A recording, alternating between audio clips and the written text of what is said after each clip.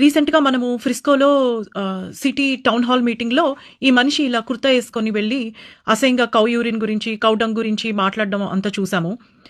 These narratives చాలా కామన్‌గా float అవుతూ ఉంటాయి అన్ని చోట్లను.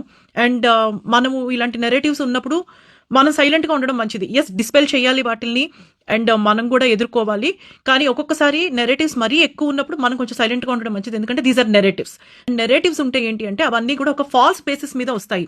అంటే అందరూ కౌ యూరిన్ తాగుతారు. ఇవన్నీ stupid things. We really don't have to worry about. కానీ కొన్ని వరీ అవ్వాల్సిన విషయాలున్నాయి. అవి చెప్తాను. And I'm doing this role after a month or 2 of flood of messages. ఇవన్నీ కూడా నాకు టెక్సస్‌లో ఉన్నవాళ్ళు లేదా వేరే స్టేట్స్‌లో ఉన్నవాళ్ళు నాకు పంపించిన మెసేజెస్‌ని కంపైల్ చేసి చేస్తున్న రీల్ ఇది. సిటీ హాల్ మీటింగ్స్ అన్ని చూస్తున్నాం టెక్సస్‌లో. దానిలో వెళ్లి రెంటల్ గురించి మాట్లాడుతున్నారు. H1B ఫ్రాడ్స్ గురించి మాట్లాడుతున్నారు. మనము కొన్ని యాక్సెప్ట్ చేయాలి. మన వాళ్ళల్లోనే కొంతమంది చేసిన చెత్త వెధవ పనుల వల్ల మొత్తం Indian diaspora especially H1B visa వాళ్ళందరూ కూడా సఫర్ అవుతున్నారు. కొంతమంది స్వార్థం వల్ల, కొంతమంది చేసిన తప్పుల వల్ల ఎంతమంది పొట్టలు వాళ్ళు కొట్టారు అంటే వాళ్ళందరి ఉసురు వాళ్ళకి తగులుతుంది. అందరి శాపాలు తగులుతాయి. వీళ్ళు చేసిన తప్పుల వల్ల, వీళ్ళు చేసిన ఫ్రాడ్స్ వల్ల లేవు అని మనం అనుకోకర్లేదు. మనకి తెలుసుకొని ఉన్నాయని జరుగుతున్నాయి. వీళ్ళని మనం కూడా ఎంటర్టైన్ చెయ్యకూడదు.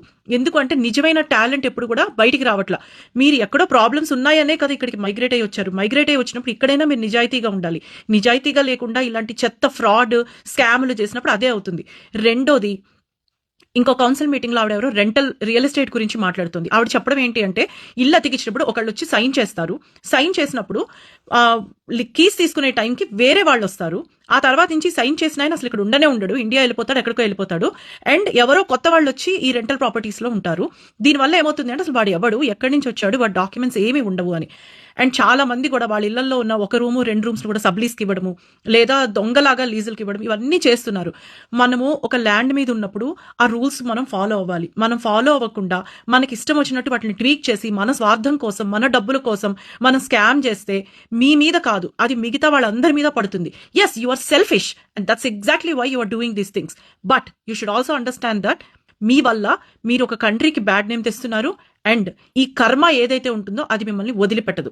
దయచేసి మీరు ఇలాంటి స్కామ్లు, ఫ్రాడ్లు చేయడం మానేయండి. ఎస్పెషల్లీ ఉద్యోగాల విషయాల్లో లేదా ఫేవర్స్ చూపించడంలో, ఇలాంటి రెంట్ల విషయంలో, లీజల్ విషయంలో, బ్యాంక్ స్కామ్స్, శాలరీ స్కామ్స్ ఎన్ని ఉన్నాయి అంటే మీరందరివి చేయడం మానేయండి. అండ్ ఇంకోటి, ఇట్లాంటి వీడియోలు చేసి వాటిని ఇన్స్టాగ్రామ్లోను, యూట్యూబ్లోను అప్లోడ్ చేయడం కూడా మానేయండి. మీరు ఎంత పర్మిషన్లు తీసుకొని చేసినా ఇదిగో తర్వాత ఇలానే మీ మీదకి వచ్చి హాంట్ చేస్తాయి ఇవన్నీను. ప్లీజ్